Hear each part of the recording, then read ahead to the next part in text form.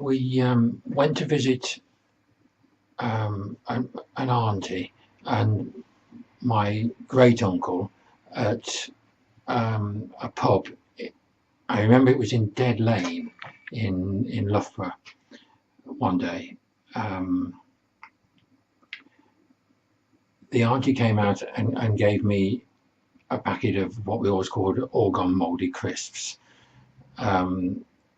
She took out a knife and sliced it down the side and made the bag into a cone, which I'd never seen done before.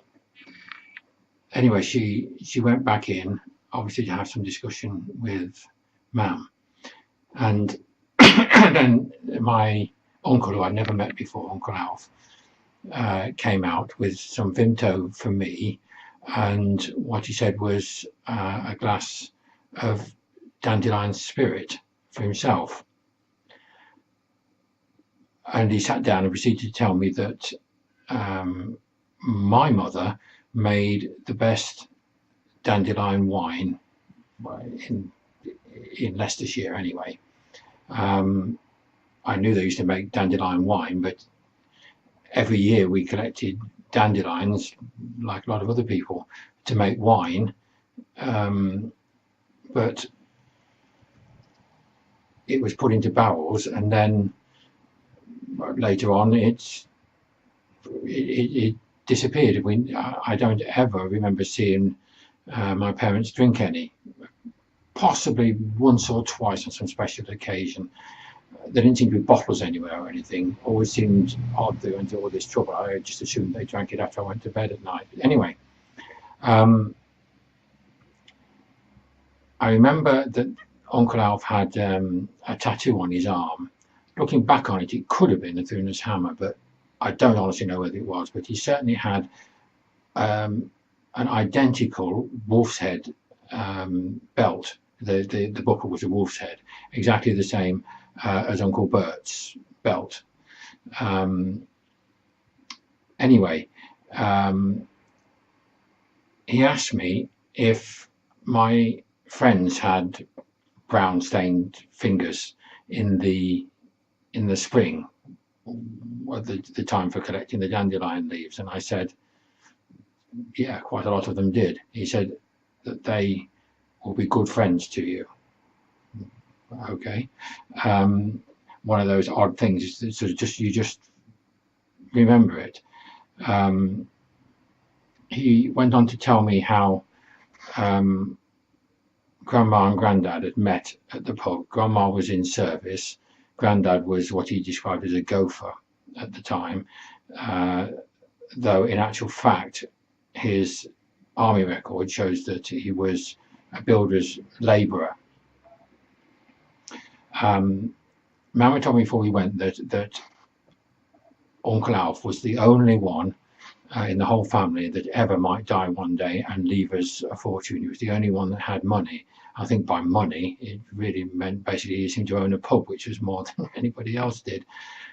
He never left us any money anyway, so just one of the things you sort of look at him with that little bit more awe if he's special, apparently.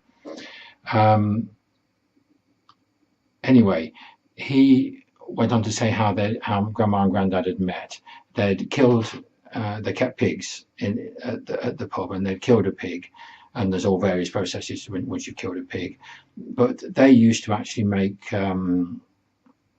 black pudding out of the pig. No, we never did make black pudding, but it involves stirring the blood so that it doesn't set until you're ready to actually turn it into the black pudding.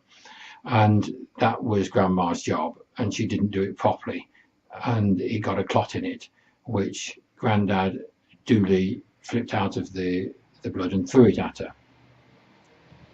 So I asked Uncle Alf, wasn't she annoyed?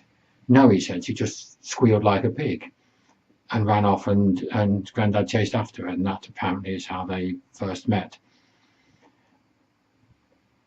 Uncle Alf then went on to explain to me that, in his opinion, they talk about the roast beef of Old England, but the national meat was really pork, sausages and bacon. It's something that ordinary folk could make for themselves. You can keep a pig pretty well in a backyard. Certainly in the countryside you could.